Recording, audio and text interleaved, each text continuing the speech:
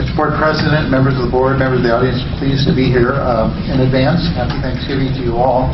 My favorite holiday, food and no gifts. I also wanted to make special notice that we have with us our new board member, Craig Prosser, who represents Clackamas County. Very pleased to have him here. As I'm sure the board president will make note, his term officially begins December 1, but I'm really pleased that he could be here to hear the testimony on the issues that, again, will be forwarded over to your December meeting. Obviously, Craig fills Hakeem Olanriwaju's unfilled term and brings with an incredible background in public finance and public management. So we're very pleased to have you join the board. So thank you very much for your service and willingness to do this. I also might note that he's agreed to sit on the General Manager's Budget Task Force, which begins meeting soon, and I think that will be a baptism perhaps by fire, but nonetheless, I'm very pleased that he will spend the time with that. As usual, I wanted to start a little bit with safety. I did want to let you know that we are beginning our first climate safety study, which is the attitudes and environment that the Trimet workforce finds itself in. These are to measure perceptions and attitudes and help us aim our programs and our training specifically to address the weaknesses or issues that we find in that workplace. So this is part of our new safety executive Harry Porter's effort to move to a safety management system which really uses behavioral-based systems to try to improve the safety of the workforce overall. And I think it's a very important first step. This will be our baseline, and then it will allow us to test the effectiveness of our training and efforts at improving safety over time with another survey of the workforce as we move forward. We're very pleased to have some academic support for that from Washington State University, who's actually at the Vancouver campus. Very gifted professor that agreed to provide us pretty much pro bono services in that regard. So that's very good. I also wanted to just make note of the serious accident that we had on the Line 54 on Monday. This is under investigation both by Trimet Safety and the Portland Traffic Division, Portland Police Traffic Division. The initial reports were that a man approached the bus, actually walked up onto the bus, asked the driver, "Is this the Line 54?" She said yes. He turned around and walked back to the shelter. Evidently to collect belongings. The operator interpreted his movement as not wanting that bus, and so she began to roll the bus forward. The gentleman then began to run toward the bus and evidently slipped and fell, and in that occasion there was then his leg was actually rolled over by the rear duals of the bus. So obviously a tragic accident that we're looking into as an incident and whether or not there was anything that the operator could have done or we could have done to avoid that. So we'll learn more on that as the investigation continues. I did want to note on a very positive note that our ridership continues to grow in very dramatic ways. So October showed strong upward trends. We reached new record ridership on the Green Line and on West. Rush hour ridership was the highest in 3 years. The bus ridership was the highest since February of 2010. Our Green Line total now is 24,800 daily rides, and on West we were up 18.2% over the same month last year, up to 1,690 rides. So again, that service is growing very well. And just another note as to ridership, this is the busiest travel day of the year, and we will definitely see the results of that on our Red Line. And generally, our Red Line ridership is up 50% over a typical weekday, and this is where we do, I think, an incredible amount of work for our region in terms of getting people to a very crowded airport in a very crowded time. So we're gearing up. We have actually ride guides and other staff available at the airport and at various places along the line to help people who don't regularly use the service and to make sure they take full advantage of it. I also wanted to just note a couple of things, a couple of other important items. One is on the labor front. You may have read, and I have informed you about a dispute between First Transit, one of our paratransit contractors, and the ATU. That dispute resulted in a picket of my home last weekend. I think it was somebody who sort of suggested it was Occupy Neil as opposed to nonetheless, the ATU, as you know, contends that it's a provision of federal law, which is euphemistically known as 13C, that would apply, that would force an arbitration in this setting. Our legal counsel and our evaluation tell me that there's simply no way that the 13C provision applies in this case, that the agreement that we have with the ATU actually excludes paratransit services, and that even if that wasn't the case, this would not be the fact situation that would allow a 13C intervention. So the provision does not apply. We cannot negotiate for our contractor. We wouldn't negotiate for Kiewit on the bridge. We would not negotiate for any other contractors. I can tell you, though, that there have been conversations. There's a mediator aligned in the region to discuss this with the parties starting Monday. We met Monday and Tuesday, and I understand that they are likely to be back at it next Monday. So my hope is that the negotiations continue, and that's obviously what we urge. I would just note to you that we are prepared in the case of a strike to supplement the service with everything we've got. Again, it's one of the main garages for the lift service that's affected, but we have other garages that can step up to some of the demand. We can also use taxi service to cover the demand. Our simulations to date show that we can cover, in the event of a strike, 75 to 80% of the lift trips. There will be some missed trips, but nonetheless, I think we can do a very stellar job of keeping the important service going.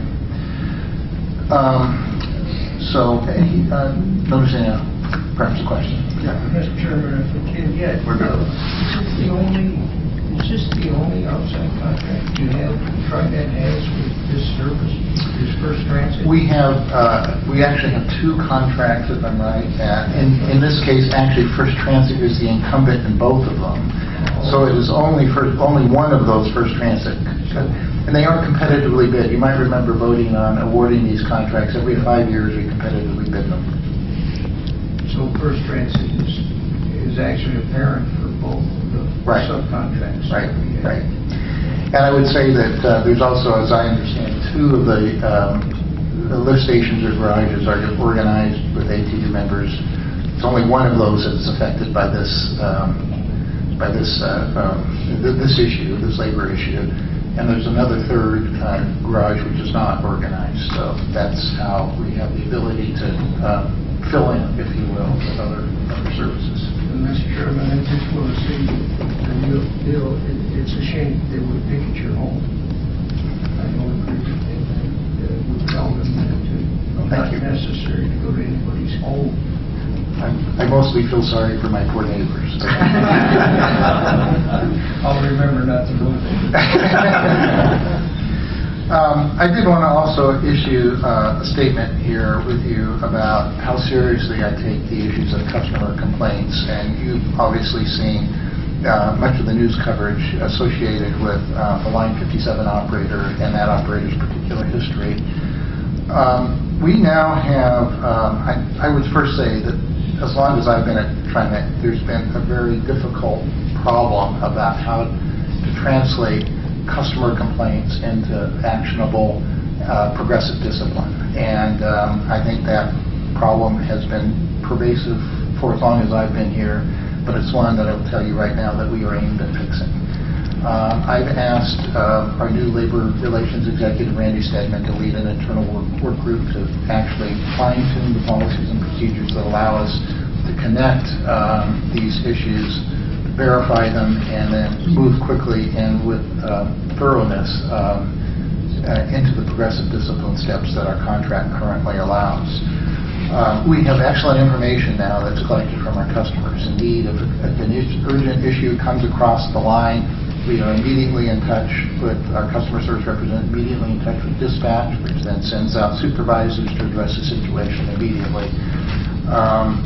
We also collect the information about whether or not there was a behavior issue that a customer complains about. Now, sometimes these things are not always the fault of the operator. Matter of fact, many times they are not. But we know that that is important information that needs to be brought back into the both training process, but also at the end of the day, the discipline process. We know that the ATU has grieved essentially every discipline action we've taken, and will probably continue to do so. What it means is that we have to be twice as good in terms of our evidence and our following the prescribed procedures that are laid out in our union agreements and other issues. So we are focused on this, and we will fix this. This may, much as our safety initiative may require additional resources, because indeed to follow through on 1,200, the complaints that may accrue on 1,200 operators, it will take some energy and some attention. But frankly, in the budget situation, we haven't had the resources to do in the right way, and for that I apologize. But it's an environment that we absolutely have to improve on and do better. It's a tough job. I would say that the overwhelming percentage, and I could even put a number on that, which is 96.5% of our operators do an incredible job, and that's reflected in the lack of complaints, if you will, to the work every day.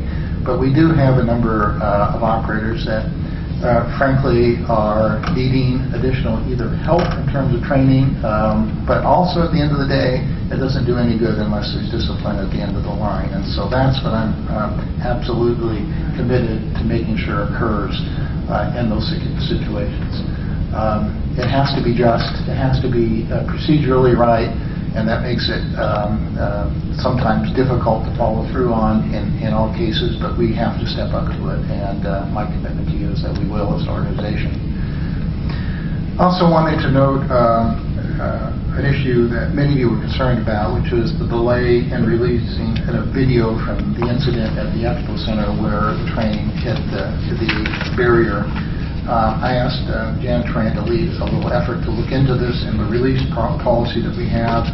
Our current policy had been to release the video when the investigation was complete. But given the timelines of some of these investigations, which can literally be a couple of months in some cases, it became quite apparent to me that that was not a good policy, and that was not a transparent policy that allowed us to respond to the media requests and have the trust of the public associated with that. So our revised policy, and these are always tough to put into writing because every fact situation is a little bit different, but is that essentially within 5 days of an incident, we will release any information that we have about it. That would not be the case, by the way, if there is a police investigation, because in that case the police assume custody of the evidence, and then any release is really up to them at that point in time. But in a case where it's an internal investigation or internal issue, we have. So let me just sort of restate how that would have worked, and this new policy would have worked in the case of this operator that hit the barrier at the end of the Expo Center. Again, thankfully, there was only damage to the vehicle and the barrier, and not to any people involved in that.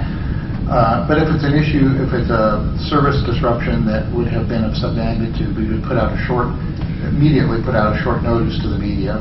This happened. And then we would probably immediately be getting requests for the videos, and our objective and goal would be to make sure that any of that would be available to the media within 5 days. This, by the way, is having the recommendations from the Attorney General, which basically has said 10 days is a good standard for this. We want to do it faster than that. We think 5 days is good. There is these things, you got to pull these videos from buses or vehicles. You got to process them. You got to sort of focus them down. So there is time and staff involved. We will also commit to any sort of public information request to respond within that general timeline, with the exception of times when, frankly, it takes a deep data dive and we don't have the resources to do it very quickly. And that does happen in a number of cases. So I just wanted to let you know that internal policy has changed, and we will be responding much more quickly to those requests in the past.